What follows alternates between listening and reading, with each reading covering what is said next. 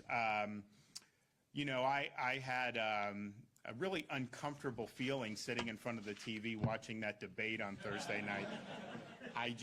But here's the, I mean, it was literally 4 or 5 minutes in, and it was painful to watch Joe do that. But the issue is you know, now you have some of these media people saying, you know, that he should not run and all this other stuff when they knew that this is how he was. You compare him to 2019, to that debate, it's been a really significant decline.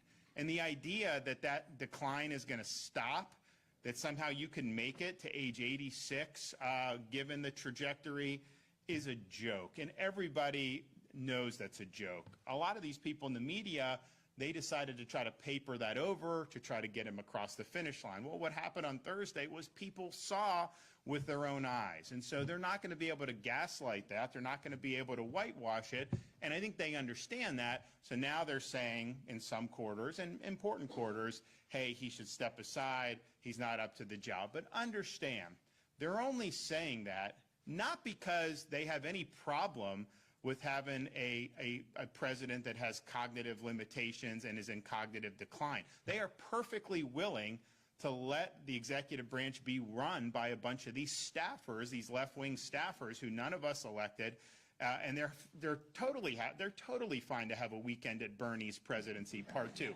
They are totally fine with that. The reason why they're calling for that is not because they think it's important that a president can actually discharge the functions. No, they're calling for it because that scene was so jarring that they understand he's going to lose. And so they want to be able to try to get someone else in there that will carry out their agenda. But they really don't care. If that debate had gone a different way and somehow people thought that he would win, they would not say a word, because ultimately it's all just about retaining power and having power exercise in consistent with their ideological agenda. So this is not something that was shocking to, I think, most of us who have been watching, but we have had for years. We've had people in corporate media try to tell us that what we'd see with our own eyes really wasn't the truth. Oh, it was just a bad day. Oh, it's a style this. But then when you were there and just watched for 90 minutes, it's like, you know, pretty much anyone that saw that knew what the issue is. But if they could do it, if they honestly thought that he would be able to win under those circumstances, they would be totally fine with that.